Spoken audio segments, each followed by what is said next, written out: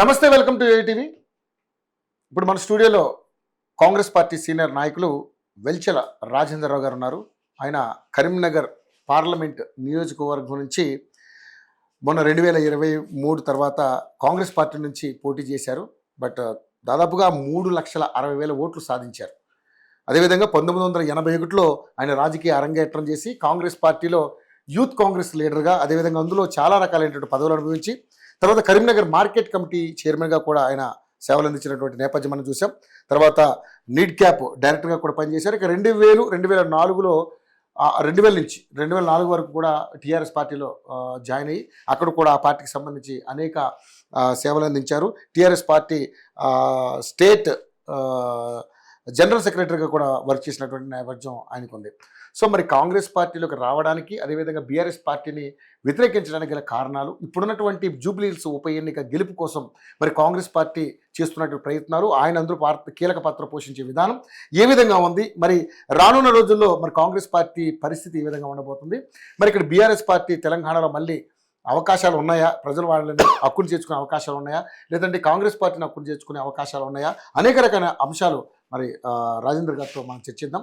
రాజేంద్ర గారు నమస్కారం. నమస్తే రవి గారు, బాగున్నారా? బాగున్నాను సార్.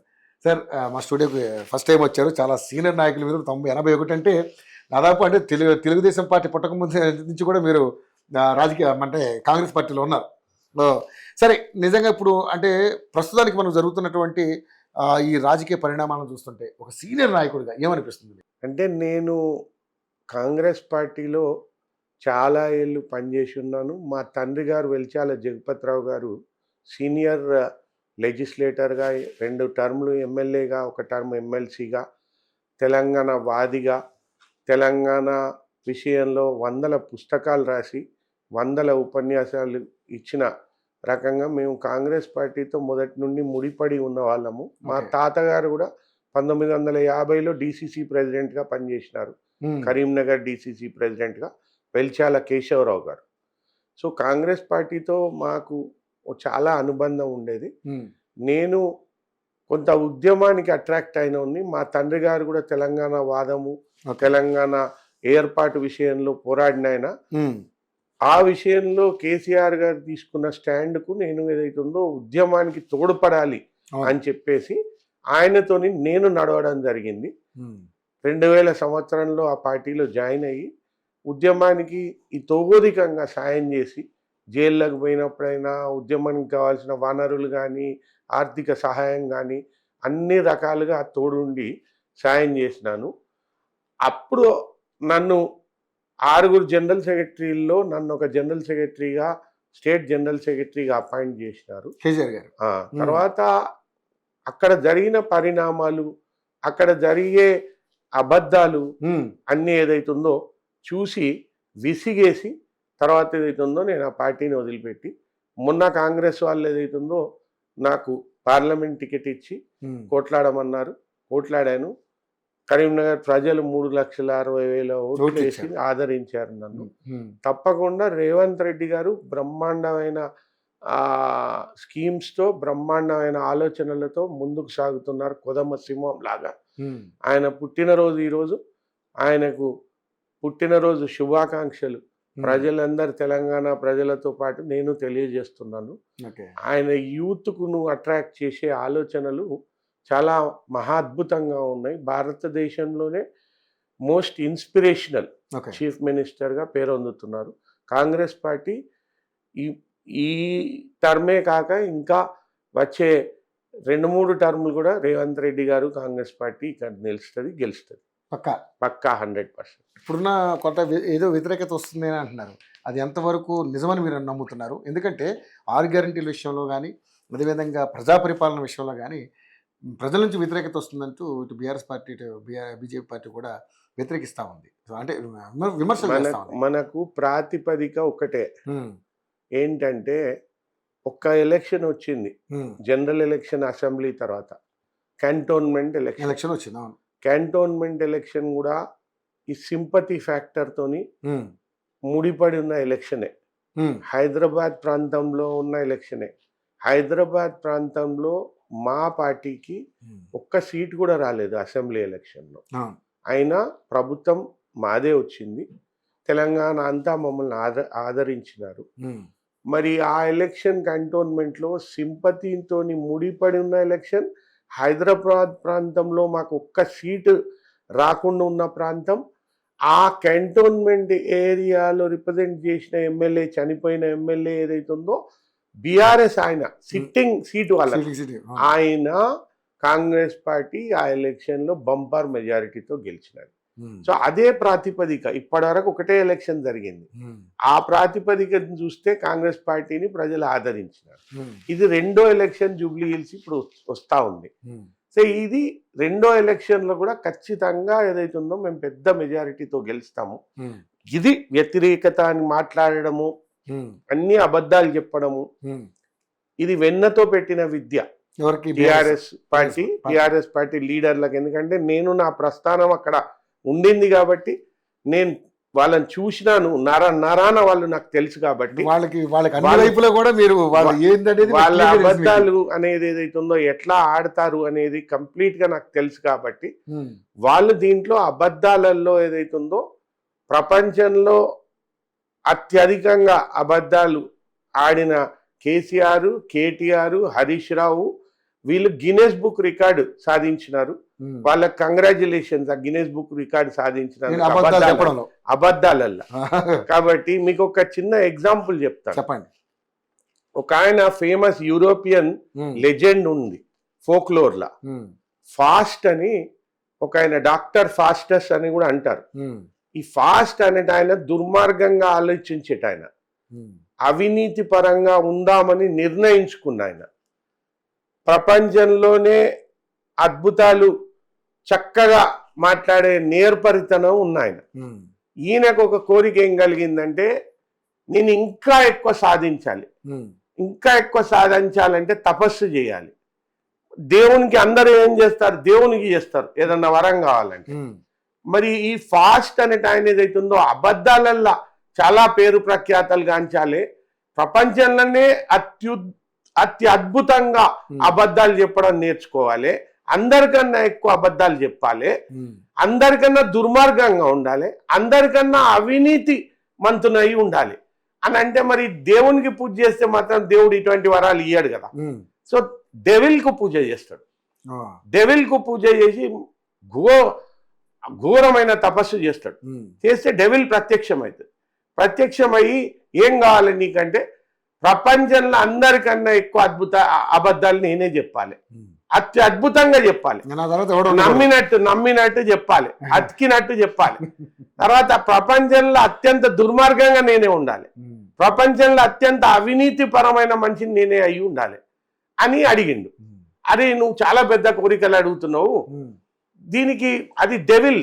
దేవుడు అంటే ఏదైతుందో నిస్వార్థంగా ఇస్తాడు వరాలు. డెవిల్ ఏదైతుందో దీనికి ప్రతిఫలంగా నువ్వు నాకేమిస్తావు, నేను ఇస్తా ఇవన్నీ నీకు అని అంటే, నాగర్ ఏముంది నీకు ఇచ్చేయడానికి అంటే, నీ ఆత్మని ఇస్తావా అని అడుగుతుంది. ఆ ఆత్మే కదా, ఆత్మని ఇచ్చేస్తా నీకు అని ఆత్మని ఇచ్చేస్తాడు. అంటే ఆత్మ లేని మనిషి ఏంటిదో మీకు తెలుసు.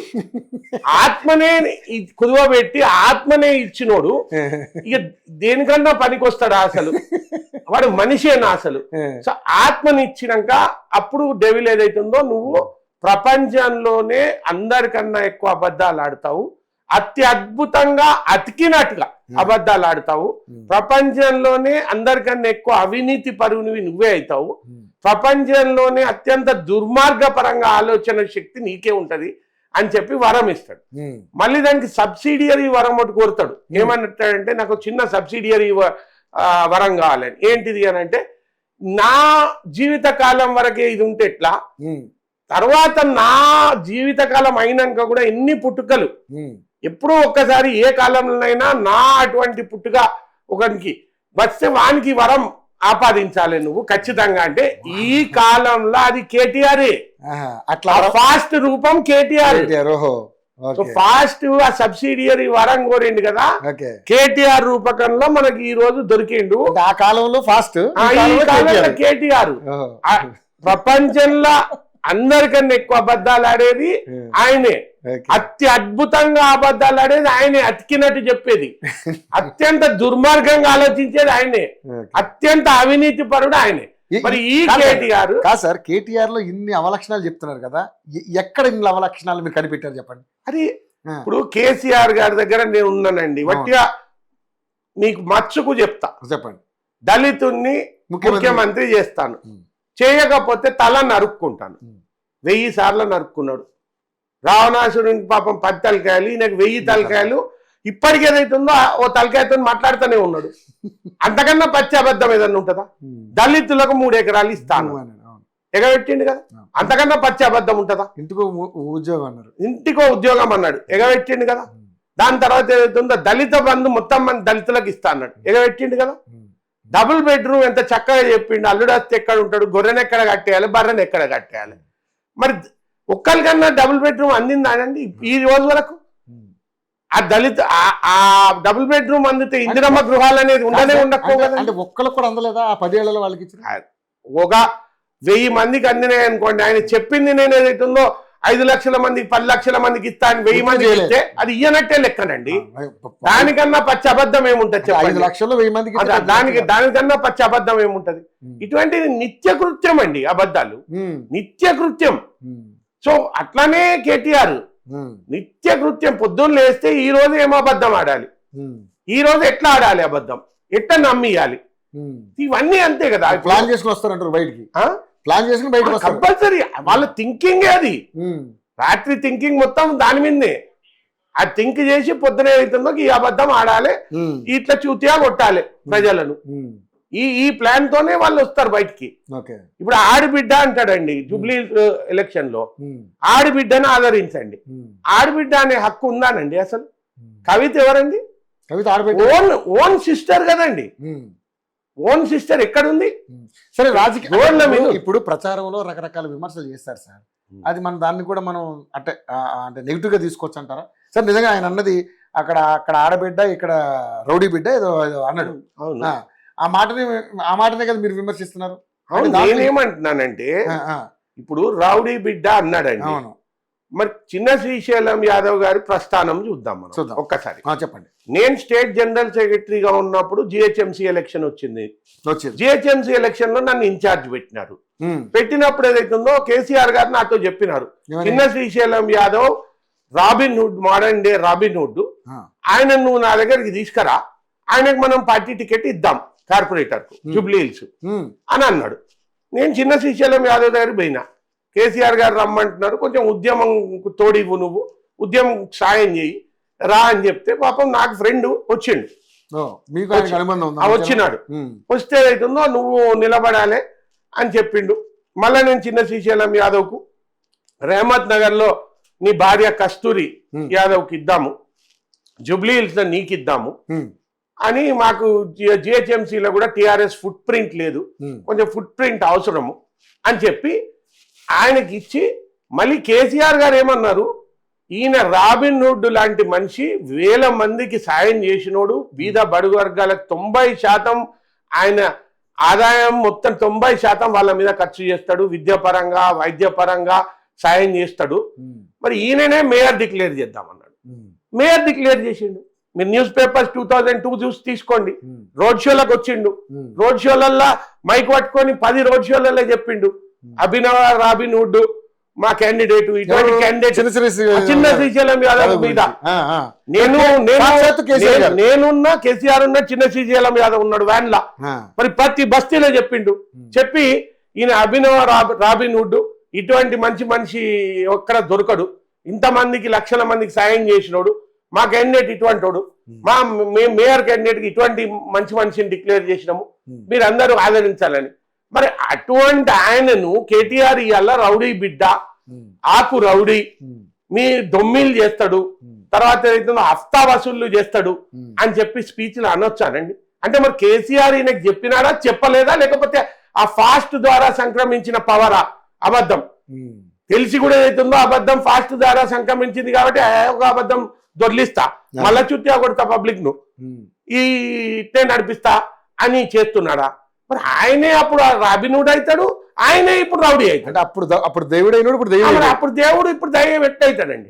అంటే ఎంత డబుల్ స్టాండర్డ్స్, ఎన్ని రెండు నాలుకల ధోరణి ఎట్లుంది మీరు ఒక్కసారి గమనించండి. ఇలాగా అన్ని విషయాల్లో ఇంతే. అన్ని ప్రతిదీ ఓకే, ఒక్కటి అని కాదు, ప్రతిదీ.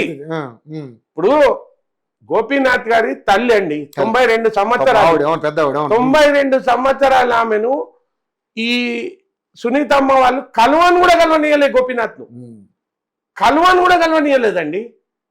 ఆమె మీద అలిగేషన్ కేటీఆర్ వాళ్ళందరూ ఏమంటుండంటే ఇవాళ ఆమె కాంగ్రెస్ తో కుమ్మక్కైంది, కాంగ్రెస్ వాళ్ళు ఆమెను కొన్నారు. 92 ఏళ్ళు ఆమెకు ఏమన్నా అవసరాలు ఉంటాయానండి అసలు? తల్లికి వాటి కొడుకుని చూడాలి, కొడుకు తిన్నడా, కొడుకు మంచిగా ఉన్నాడా, ఆరోగ్యం బాగుందా, పన్నడా తప్ప ఇంకే 92 ఏళ్ళు ఇంకేమన్నా ఆలోచిస్తారు? తల్లిని మీద కూడా అలిగేషన్స్ చేస్తే ఆ తల్లిని కలవనీయకుండా కొడుకును, ఆ తల్లిని కాంగ్రెస్ వాళ్ళు ఏదైతే ఉందో వాళ్ళ వైపు తిప్పుకున్నారు, ఏదో మాట్లాడుకున్నారని మాట్లాడితే అంతకన్నా చెండాలం ఉంటుందా చెప్పండి? ఎంత దిగజారుడుదనం. పైగా పెద్దవిడ ఈ వయసులో సాధించేది కూడా ఏమి లేదు. ఏముంటదండి తల్లికి అసలు? ఎవరి తల్లికైనా ఏముంటదండి? మీ తల్లైనా నా తల్లైనా తిన్నడా, పన్నడా, హెల్త్ బాగుందా, ఇంత తప్ప ఏముంటది వాళ్ళకు? తల్లికి వేరే కోరికలు ఏముంటాయండి? అటువంటిది కూడా రాజకీయ పరంగా అలిగేషన్స్ చేయొచ్చా చెప్పండి? ఓకే, సరే. ఇప్పుడు సునీత గారి మీద ఆడబిడ్డ, ఇక్కడ రౌడీ బిడ్డ అని అంటున్నారు.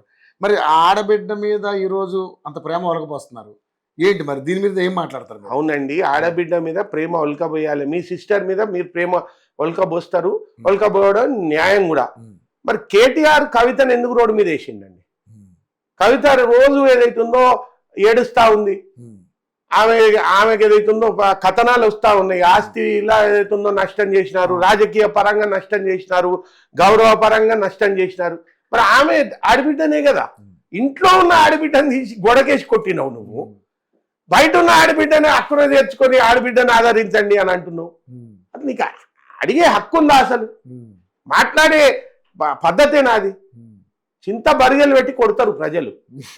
నీ ఇంట్లో నువ్వు చేసిన కార్యక్రమానికి చింత బరిగెలు పెట్టి కొడతారు. సో అటువంటి పరిస్థితులు ఉన్నాయంటారా? 101%. చింత బరిగెలు అన్ని రెడీ చేసుకొని పెట్టుకుంటుండ్రు ప్రజలు, చింత బరిగెలు పెట్టి కొడతారు. వాళ్ళ నాన్న అన్నాడు ఏదైతుందో రాళ్లతోని కొట్టి చంపండి తెలంగాణకు ద్రోహం చేస్తే అని, ఈయనకు చింత బరిగెలు రెడీ పెట్టుకున్నారు. ఓకే, కానీ ఇప్పుడు నిజంగా మనం అంటే ఈ జూబ్లీ హిల్స్ ఉప ఎన్నికనే మనం ప్రామాణికంగా తీసుకుంటే ఇప్పుడు ప్రతి పార్టీకి కూడా ఈ గెలుపు చాలా ప్రతిష్టాత్మకం. ఇటు కాంగ్రెస్ పార్టీకి, అటు బీఆర్ఎస్ పార్టీకి. సరే, బీజేపీ థర్డ్ ప్లేస్ అని చాలామంది అంటున్నారు, కానీ బీజేపీ కూడా మేము కూడా గట్టిగానే ఉన్నామంటూ వాళ్ళు కూడా ఫైట్ చేస్తూ ఉన్నారు. కానీ సార్ ఇక్కడ చిన్న సిచ్యువేషన్ ఏంటంటే, మరి నిజంగానే ఈరోజు మరి కాంగ్రెస్ పార్టీకి ఎంతవరకు గెలుపు అవకాశాలు ఉన్నాయి మీరు అనుకుంటారు? ఏ రకంగా ఉన్నాయి అనుకుంటున్నారు? కాంగ్రెస్ పార్టీ 40 నుంచి 50,000 మెజారిటీతో గెలుస్తుందండి. ఏ రకంగా గెలిచేయడానికి కారణం ఏంటంటే మా ముఖ్యమంత్రి గారి ఆలోచన సరళి. మా ముఖ్యమంత్రి గారు భారతదేశంలో ఏ ముఖ్యమంత్రి కూడా చేయలేని ఆలోచనను చేస్తున్నాడు. యువతకు అత్యంత ప్రాధాన్యత ఇస్తున్నాడు, పట్టణీకరణకు అత్యంత ప్రాధాన్యత ఇస్తున్నాడు. హైదరాబాద్ అనేది తెలంగాణకు గుండెకాయ. హైదరాబాద్ లేకుంటే తెలంగాణ లేదు. ఇటువంటి హైదరాబాదు ఆల్రెడీ 3 సిటీస్గా డెవలప్ అయింది. Hyderabad, Secunderabad, hi-tech city. So hi-tech city develop కావడంతో అక్కడ 10 లక్షల ఉద్యోగాలు వచ్చినాయి, ఆకాశ హర్మ్యాలు వచ్చినాయి, పెద్ద పెద్ద రోడ్లు వచ్చినాయి. సిటీ ఏదైతుందో ఇంకా మహాద్భుతంగా పెద్ద సిటీ, మహానగరంలాగా తయారైంది. అంతకన్నా లండన్, న్యూయార్క్, సియోల్ లాగా ఇది కావాలి అని 4th సిటీ, ఫ్యూచర్ సిటీ కూడా ప్లాన్ చేసి 4th సిటీలో కూడా అటువంటి ఆకాశ హర్మ్యాలు, అటువంటి రోడ్లు ఇవన్నీ వచ్చి అక్కడ కూడా 10 లక్షల ఉద్యోగాలు మినిమం వచ్చేటట్టు 2 సంవత్సరాలలో చేయాలని మేఘాల మీద స్పీడ్గా వర్క్స్ స్టార్ట్ అయినాయి. ఫ్లైఓవర్స్, వైడ్ రోడ్స్ అండ్ మొత్తం ఇన్ఫ్రాస్ట్రక్చరు, స్టేడియంస్, స్కూల్స్ అన్నీ ఏదైతుందో వర్క్ స్టార్ట్ అయినాయి. విత్ ఇన్ 1 year కంప్లీట్ అవుతాయి. అది అయిన తర్వాత హైదరాబాద్ 4th సిటీ కూడా డెవలప్ అవుతుంది. ఆ 4th సిటీతోని హైదరాబాద్ న్యూయార్క్ స్థాయికి, సియోల్ స్థాయికి తీసుకుపోదామన్న ఆలోచన. దానికి అనుగుణంగా హైదరాబాద్ ఎప్పటికీ జలమయం కాకూడదు. చెన్నై జలమయమైంది, ముంబై జలమయమైంది. ఇది జలమయం అయిపోతే చాలా ప్రాబ్లం అవుతుంది. బీఆర్ఎస్ ప్రభుత్వం ఉన్నప్పుడు 6 సెంటీమీటర్లకే 2 రోజులు 3 రోజులు జల దిగ్బంధం అయిపోయింది హైదరాబాదు. వాళ్ళు 10 వేలు ఒక్కొక్కరికి ఇస్తామని చెప్పి ఎగబెట్టిండ్రు, ఒక్కరికి కూడా ఇయ్యలేదు అని. మరి 6 సెంటీమీటర్లకి ఆ పరిస్థితి వస్తే రేపు ఎప్పుడన్నా ఎక్కువ పడితే ఎట్లా? అందుకే నాలాల ఎంక్రోచ్మెంట్స్ తీసేయాలి, బీద బడుగు వర్గాలను ముట్టుకోకూడదు. కానీ పెద్ద బిల్డింగ్స్ ఏమొచ్చినా, బిల్డర్స్ ఏమొచ్చినా, నాలాలల్లా, చెరువులల్లా, బఫర్ జోన్లా, ఎంబాంక్మెంట్లా, క్యాచ్మెంట్లా ఉన్నాయి, తీసేయాలి. నీటి ఫ్లో ఏదైతుందో నార్మల్గా ఉండాలి, డ్రైనేజ్ సిస్టమ్ బెస్ట్గా ఉండాలి అని చెప్పి ఆ హైడ్రా ముందుకు తీసుకొచ్చి దాంతో ఏదైతుందో ఇది జలమయం కాకుండా డ్రైనేజ్ సిస్టమ్ బెస్ట్గా ఉండి కుంటలు చెరువులు మొత్తం నిండేలాగా ఇవాళ బతుకమ్మ కుంట గత 10 సంవత్సరాలకు ఎందుకు కాలేదండి? బతుకమ్మ కుంట అంబర్పేట్ల ఇప్పుడు ఎందుకు పునరుద్ధరించబడింది? ఎందుకు బతుకమ్మ కుంట అంత బ్యూటిఫుల్గా అన్ని లక్షల గ్యాలన్ల నీళ్లు దాంట్లో స్టోర్ అయ్యి ఉన్నాయి? చెరువులు కానీ కుంటలు కానీ వీటన్నిటిని కాపాడుతూ పర్యావరణాన్ని కాపాడుతూ చేసే పని డెఫినెట్ గా పబ్లిక్ కు అపీలింగ్ ఉంది. పబ్లిక్ ఇవన్నీ చూస్తానే ఉన్నారు. ఇంటిగ్రేటెడ్ స్కూల్స్ 119 కాన్స్టిట్యూయెన్సీ మాట్లాడదాం. ఇప్పుడు నేనేమన్నానంటే, సరే మీరు అన్నట్టుగానే హైడ్రా విషయంలో ఇవన్నీ మీరు మంచి ప్రతిపాదన, మీకున్నటువంటి మంచి ఐడియాలజీతో వెళ్ళారు. కానీ ఈరోజు ఎవరి పెద్ద ఇళ్ళు కూర్చారు, మీరు ఎవరిది అంటే ఇప్పుడు ఉన్నటువంటి ఓవైసీ కాలేజీ కూల్చారా, లేకపోతే పెద్ద కదా ఇంకా చాలా రకాలైనటువంటి అంశాలు ఉన్నాయి. వీటిని ఏమి టచ్ చేయకుండా పేద ప్రజల్ని టచ్ చేశారంటూ కూడా ఈరోజు బీఆర్ఎస్ పార్టీ మాట్లాడుతుంది. బీఆర్ఎస్ పార్టీ బీజేపీ మాట్లాడు వాళ్ళకి నిద్రలు చేస్తున్నారు, మీ మీద విపరీతమైనటువంటి ఎలిగేషన్స్ చేస్తున్నారు. సో ఎవరిని టచ్ చేశారు మీరు? మేము ఇంతవరకు హైడ్రా ద్వారా పేద బీద బడుగు వర్గాల ఇండ్లు కానీ, గుడిసెలు కానీ, గుణ పెంకుల ఇండ్లు కానీ ముట్టలేదు, ముట్టుకోము. ఇవన్నీ ఫోటోషాప్ చేస్తూ ఏదైతుందో ఏఐ ద్వారా మనకు హైదరాబాద్ యూనివర్సిటీలో అడవి గురించి ఏఐ ద్వారా చూపిస్తే ఫేక్ ఫోటోగ్రాఫ్స్ అని చెప్పేసి కోర్టు నుంచి కూడా సమ్మన్స్ వచ్చినాయి కేటీఆర్కి ఆ అబద్ధపు చేష్టకు. సో ఇది కూడా ఏదైతుందో ఈ ఫోటోలు పెట్టడాలు, ఎక్కడియో ఫోటోలు తీసుకొచ్చి ఇక్కడ అతికియడాలు, దాన్ని ఫోటో ఎగ్జిబిషన్ అని పెట్టడాలు, మేము అటువంటి పని చేయలేదు. మాకు ఆలోచన కూడా లేదు మా ముఖ్యమంత్రి గారికి. ఆయన ఎన్నడూ కూడా వితౌట్ నోటీస్ మేము ఏదైతుందో ఏ బిల్డింగ్స్ కూలగొడతామని ఎక్కడ కామెంట్ చేయలేదు, అనలేదు, ఆలోచన లేదు. వేరే కేసీఆర్ అసెంబ్లీలోనే Musi river front development authority పెట్టినప్పుడు మాట్లాడుతూ ఆయన చెప్పింది ఏంటి అంటే, without notice we can demolish any structure anywhere and we will do it అని చెప్పినాడు. వీడియో ఉంది, మీకు పంపుతాను. దాని తర్వాత KTR as municipal administration minister, we have authority to demolish any structure without notice and we will do it indiscriminately, dispassionately అని చెప్పడం జరిగింది. మరి చెప్పినారు, చేసే ఆలోచన ఉన్నోళ్ళు వాళ్ళు, మేము చెప్పలేదు. అటువంటి చేసే ఆలోచన ఉన్నోళ్ళం కూడా కాదు. అసలు గరీబీ హఠావు పుట్టిందే కాంగ్రెస్ తోని. గరీబులను అమీర్లు చేయడమే కాంగ్రెస్ మెయిన్ ఉద్దేశం, ధ్యేయం, కర్తవ్యం. సో మేము వాళ్ళని ముట్టుకునే సమస్య లేదు. మేము ఇప్పుడు మొన్న ఈ మధ్యలోనే వారం 10 రోజుల కింద ఒక 5 ఫ్లోర్ల బిల్డింగ్ గులగొట్టినారు. 5 ఫ్లోర్ల బిల్డింగ్ ఎవరిదండి? బీద ఉందా? 5 ఫ్లోర్ల బిల్డింగ్ బీద ఉందా? అది అబ్స్ట్రక్షన్ నాలాకుంటే అది గులగొట్టినారు. మరి మొన్న ఈ మధ్యన 18 సెంటీమీటర్ల రెయిన్ పడ్డదండి. 18 సెంటీమీటర్ల రెయిన్ కు హైదరాబాద్ జలమయం ఎందుకు కాలేదండి? అంటే నాలాల ఎంక్రోచ్మెంట్స్ కొంత మేరకు మేము తీసినాం కదా. 4 అవర్స్ లా క్లియర్ అయింది. హైదరాబాద్ డ్రైనేజ్ 4 అవర్స్ లా 18 సెంటీమీటర్స్ రెయిన్ కు క్లియర్ అయిందండి. అంటే రేవంత్ రెడ్డి గారు ఆ అద్భుతమైన పని చేసి చూపించినారు కదా. అయినా 2-3 గంటలు కొంచెం అంతరాయం. 2-3 గంటలు ఓకేనండి. 18 సెంటీమీటర్లు అంటే జోక్ కాదు కదండి. లాస్ట్ టైం 6 సెంటీమీటర్లకు 7 సెంటీమీటర్లకు బీఆర్ఎస్ అప్పుడు 2 రోజులు 3 రోజులు దిగ్బంధం అయిపోయింది కదండి. మరి ఇప్పుడైతే ఫ్లో అయిపోతుంది డ్రైనేజ్. ఎక్కడికి నీరు ఎక్కడికి పోవాలని ఆడిపోతుంది, కుంటలకి పోతుంది, చెర్లకి పోతుంది, అంత అది ప్రాపర్ గా జరుగుతుంది. మరి ఆ ప్లానింగ్ ప్రజలు హర్షిస్తారా, హర్షియరా? సో నాలాల పునరుద్ధరణ కానీ అంత మంచిగా నీట్ గా జరుగుతుందంట. ఖచ్చితంగా సార్, ఖచ్చితంగా. ఇది మనకు example. 18 centimetres rain is there and still Hyderabad didn't face any problem. Sir ముఖ్యంగా చూసుకుంటే మరి మూసీ రివర్ ఫ్రంట్ అనేది కేసీఆర్ గారు పెట్టారన్న దాదాపుగా 17,500 కోట్లతోటి. ఇప్పుడు మరి దాదాపుగా ఎన్ని లక్షల కోట్లతో ఈయన కూడా పునరుజ్జీవాన్ని పెట్టారు. ఏది 1,00,000 కోట్లతో సంథింగ్ ఏదో. మరి దీన్ని ఎలా చూడొచ్చు అంటే అది 1,50,000 కోట్లది కరెక్ట్ కాదండి. డిపిఆర్ వచ్చిన తర్వాత ఏదైతున్నదో కరెక్ట్ రిహాబిలిటేషన్ ఎంత మేరకు జరగాలి, రిహాబిలిటేషన్ కి అయ్యే ఖర్చు ఎంత, పునరుద్ధరణకు అయ్యే ఖర్చు ఎంత, అదంతా డిపిఆర్ లో కరెక్ట్ గా వస్తుంది. వేల కోట్లలోనే ఉంటది తప్ప లక్షల కోట్లు మళ్ళీ అభూత కల్పనలే అవి. కేటీఆర్ గారు అభూత కల్పనలు తప్ప ఏం లేదు. అదంతా వాళ్ళు కూడా స్టార్ట్ చేశారు కదా, రెచ్చగొట్టాలి తప్ప ఏం లేదు. ఇది ఏదైతుందో proper engineering people will do that job and design. ఈ మేమేమి టిఆర్ఎస్ పార్టీ కేటీఆర్ లాగా కాళేశ్వరం ను డిజైన్ చేస్తాం, మేమే కూర్చొని ఇంట్లో కూర్చొని రూమ్ లో కూర్చొని మేమే గీతలు గీసేస్తాం స్కెచ్ పెన్లతో అనేటోళ్ళం కాదు. ఇంజనీరింగ్ ఎక్స్పర్ట్స్ తోని అదే వాళ్ళే డిసైడ్ చేస్తారు. ఇంజనీరింగ్ ఎక్స్పర్ట్స్ ఆ డిసైడ్ చేసినాక డిపిఆర్ వస్తుంది, దాని ఎస్టిమేట్ వస్తుంది. అంతకన్నా ముందే ఈ పిచ్చి ప్రేలాపనలు వాళ్ళు కదా 1,30,000 కోట్లు పెట్టి కాళేశ్వరం వాటి గీతలు గీసి చేసినట్టుగా మేము చెయ్యము. ఇంజనీర్ ఎవరు ఎక్స్పర్ట్స్ ఏ జాబ్ చేయాలనో ఆ జాబ్ చేసేటానికే రేవంత్ రెడ్డి గారు ప్రాధాన్యత ఇస్తారు. ఓకే, ఇప్పుడు నిజంగానే మూసీ రివర్ ఫ్రంట్ కోసం వాళ్ళు 17,500 కోట్లు ఖర్చు పెడదాం అనుకున్నారా? అవును, ఉంది కదా సార్, బుక్ ఉంది కదా, వాళ్ళు రిలీజ్ చేసిన బుక్ ఉంది, మీకు పంపుతాను, దాంట్లో రాసి ఉంది. ఓకే, వాళ్ళకి మీకు ఏంటి తేడా? ఎంత తేడా? 90% విధి విధానాలు సేమ్ ఉన్నాయి. విధి విధానాలు హైడ్రాయి Musi river front development authority 90% విధి విధానాలు గవర్నమెంట్ టు గవర్నమెంట్. అంటే లక్ష్యం అయితే ఏంటి, ఈ నదీ పరివాహక ప్రాంతంలో ఉన్న ఇల్లీగల్ స్ట్రక్చర్స్ తీసేయాలి, క్యాచ్మెంట్ ఏరియా క్లియర్ కావాలి, బఫర్ జోన్లు క్లియర్ కావాలి. ఇవంతా ఏదైతుందో అదే లక్ష్యం, దానిదైనా దీనిదైనా. కాబట్టి 90% కామనే ఉంది. మేము కామన్ లేదల్లా వాళ్ళు బీద బడు వర్గాలది కూడా వితౌట్ నోటీస్ కూలగొడతామని అసెంబ్లీలు అన్నారు, మినిస్టర్ అన్నాడు. మేము మాత్రం అది అనలేదు, మాకు ఆలోచన లేదు. వాళ్ళు అన్నారు, వాళ్ళకి ఆలోచన కూడా ఉండే.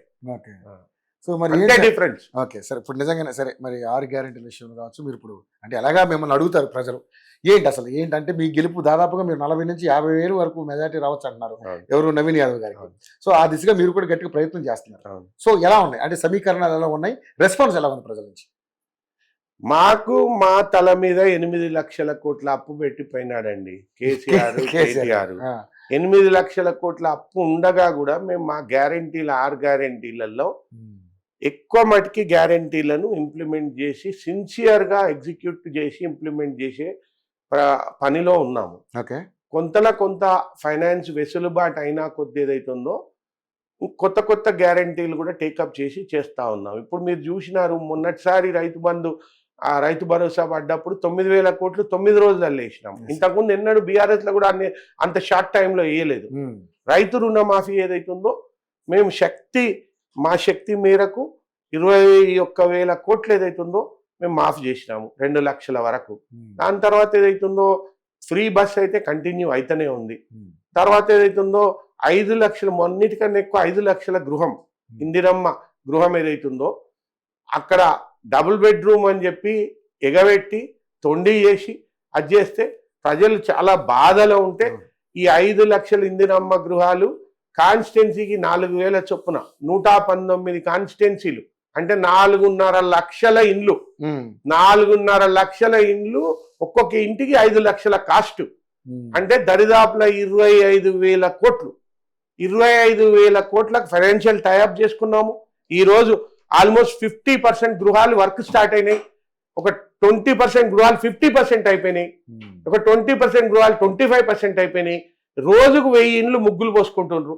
అంటే ఏంటంటే ఆధునిక కన్స్ట్రక్షన్ టెక్నాలజీతో 9 నెలల్లోనే కంప్లీట్ చేస్తాం. ఇదేదో లంబా చౌడా 2 ఏళ్ళు 3 ఏళ్ళు నిరంతర ప్రక్రియ అనుకుంటే ఏదైతుందో చుతియా కొట్టాం. మేము మొత్తం ఇండ్లు ఏదైతుందో 1 year లా కంప్లీట్ చేస్తాం. ఫైనాన్షియల్ టైఅప్ కూడా అయింది. బిల్లు స్టార్ట్ చేసినాం, కాంట్రాక్టర్లకు బిల్లులు టకా పడుతున్నాయి. అండ్ 50% అయినవి కూడా ఉన్నాయి. మా కరీంనగర్ మా జిల్లాలోనే ఆల్మోస్ట్ ఒక దరిదాపుల 20% ఈ 50% కు చేరినాయి వర్క్. ప్రతి కాన్స్టిట్యున్సీలు జరుగుతున్నాయి, హైదరాబాద్ లో కూడా జరుగుతున్నాయి. మరి ఎంత సంతోషంగా ఉన్నారంటే ఆ విషయంలో. మాకు డబుల్ బెడ్రూమ్ వాడు తొండి పెట్టిపోయినారు వాళ్ళు, కాబట్టి మీరు ఈ 5 లక్షల గృహం ఇస్తున్నారు, జీవితకాలం రుణపడి ఉంటాం. అప్పుడెప్పుడో ఇందిరమ్మ ఉన్నప్పుడు ఇచ్చిండ్రు గృహాలు, మళ్ళీ ఇప్పుడే మాకు దొరికేది ఈ కాంగ్రెస్ ప్రభుత్వంలా అంటున్నారు. మరి ఇన్ని గ్యారెంటీలు 2,500 రూపాయల మహిళకు కూడా కొంత వెసులుబాటు అయినాక ఒక 3 నెలలకో 6 నెలలకో తప్పకుండా చేస్తాం. ఒక్కొక్క గ్యారెంటీ చేసుకుంటూ పోతాం. అది మా కర్తవ్యం.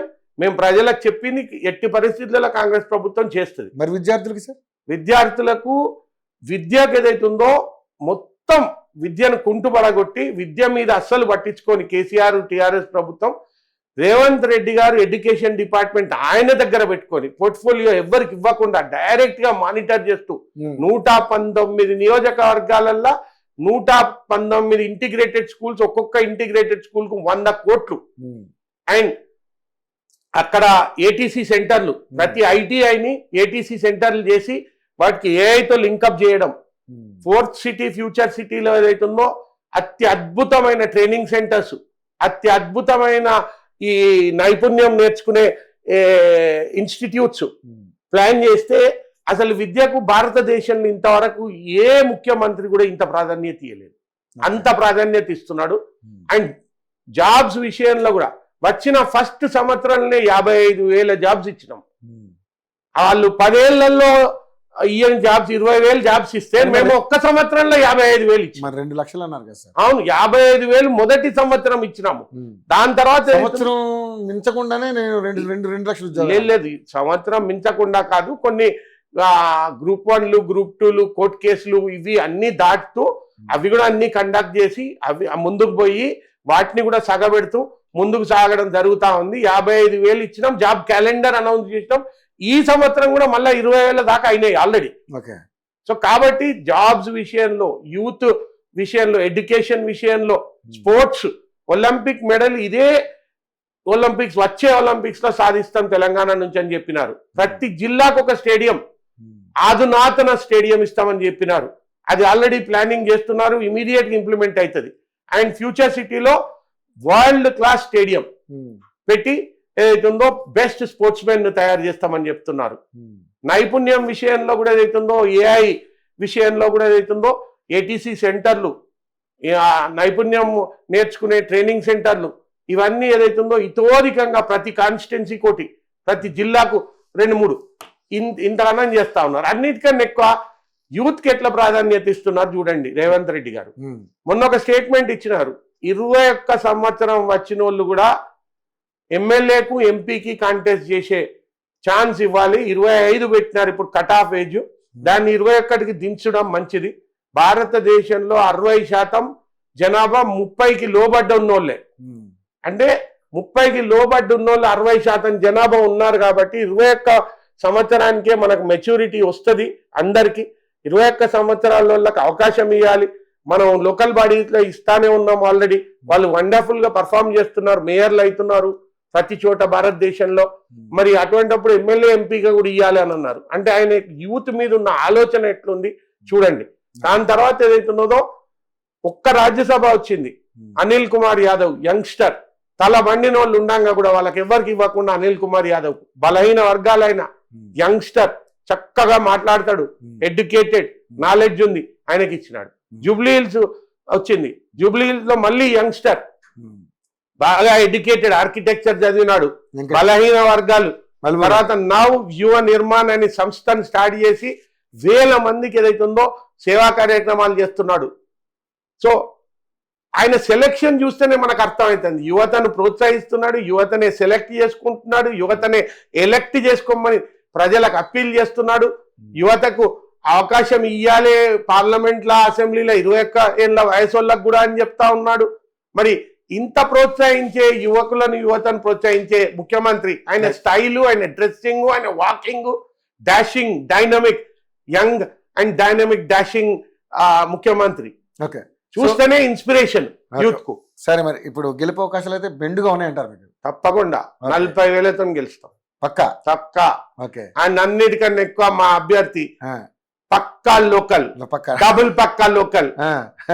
4-5 తరాల నుంచి అదే యూసుఫ్ కూడా గృహంలో అక్కడనే ఉంటారు.